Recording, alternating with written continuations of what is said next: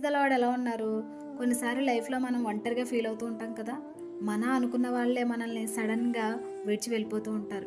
అంతకు ముందు వరకు వాళ్ళే నా ప్రపంచం, వాళ్ళే నా లైఫ్ అనుకున్న వాళ్ళే మనల్ని సడెన్‌గా ఒంటరిని చేసి వెళ్ళిపోతూ ఉంటారు.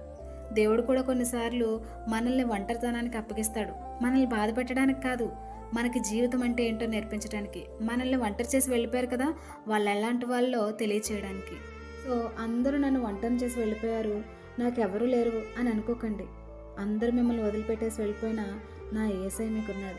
ఈ అవమానాలన్నిటిని ఆశీర్వాదాలు కానీ, నిందలన్నిటిని దీవెనలుగా మార్చబోతున్నాడు. ఈరోజు నువ్వు మాట పడే స్థితిలో ఉన్నావేమో, కానీ ఒకరోజొస్తుంది. ఆ ఒకరోజు ఈ మాటలన్నిటిని దేవుడు మధుర గేయాలుగా మార్చబోతున్నాడు. కాబట్టి ఒంటరినని బాధపడకు. వేచి చూడు. దేవుడు నీ జీవితంలో గొప్ప కార్యాలు జరిగిస్తాడు. God bless you.